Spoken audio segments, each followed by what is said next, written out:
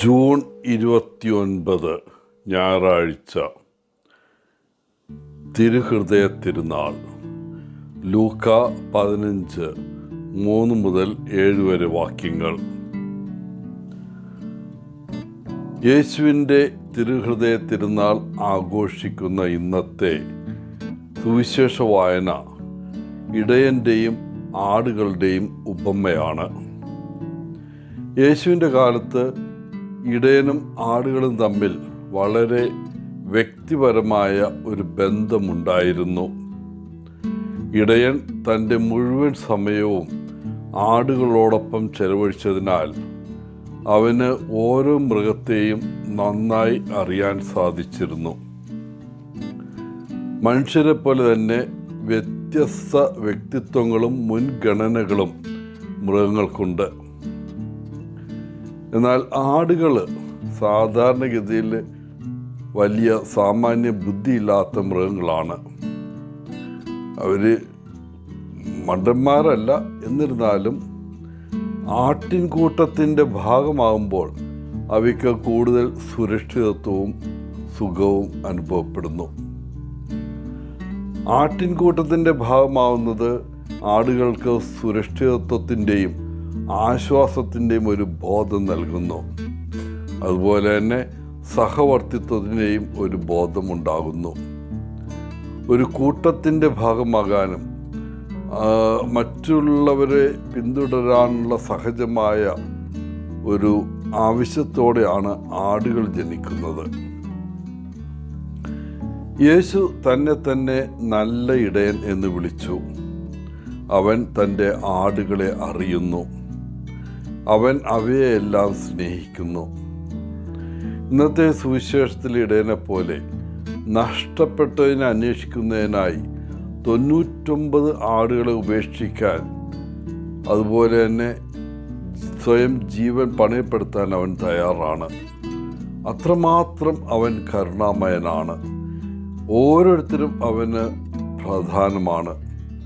പാപിക്ക് പോലും യേശുവിൻ്റെ ആട്ടിൻകൂട്ടത്തിൽ സ്ഥാനമുണ്ട്. നമ്മൾ നല്ല ഇടയൻ്റെ ആടുകളാണ്. നമ്മുടെ കഠിന ഹൃദയ നിമിത്തം നാം അവരിൽ നിന്ന് ചിലപ്പോൾ അകന്നു പോകുന്നു. എന്നിട്ടും യേശു നമ്മെ അന്വേഷിക്കുകയും തന്നിലേക്ക് മടങ്ങാൻ നമ്മെ വിളിക്കുന്നതും നിർത്തുന്നില്ല. നാം അവൻ്റെ ശബ്ദം കേൾക്കുന്നുണ്ടോ? നമുക്ക് നമ്മുടെ ഹൃദയത്തിൽ അവനെ ശ്രവിക്കാം. മാനസാന്തരപ്പെടുന്ന ഒരു പാപിയെക്കുറിച്ച് സ്വർഗത്തിൽ വലിയ സന്തോഷം ഉണ്ടാകുന്നതിനെക്കുറിച്ചാണ് ഇന്നത്തെ 7-ാം വാക്യം നമ്മോട് പറയുന്നത്. നമ്മുടെ പാപങ്ങളെ ഓർത്ത് അനുതപിക്കേണ്ട നിമിഷമാണിത്.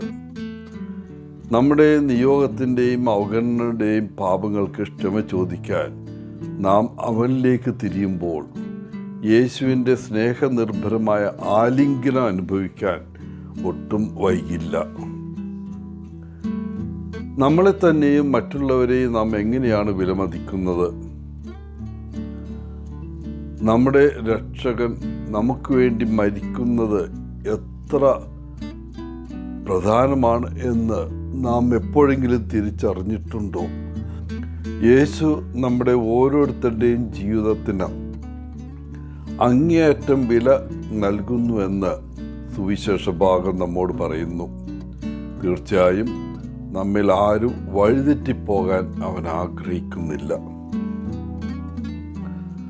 നിങ്ങളുടെ ജീവിതത്തിൽ നിങ്ങൾ വഴിതെറ്റിപ്പോയ ഒരു സമയം ഏതാണെന്ന് ഓർക്കാൻ പറ്റുമോ?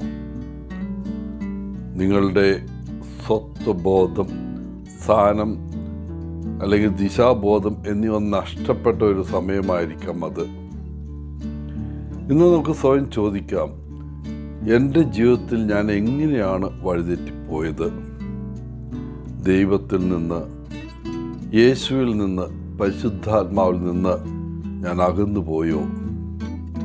എൻ്റെ കുടുംബത്തിൽ നിന്നും സുഹൃത്തുക്കളിൽ നിന്നും ഞാൻ അകന്നുപോയോ? ഞാൻ വഴിതെറ്റി ഒറ്റയ്ക്കാണോ നടക്കുന്നത്?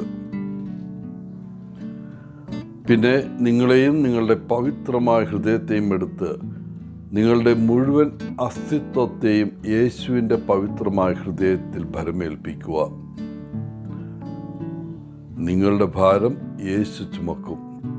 നിങ്ങൾ സന്തോഷിക്കുകയാണെങ്കിൽ യേശു നിങ്ങളോടൊപ്പം സന്തോഷിക്കും.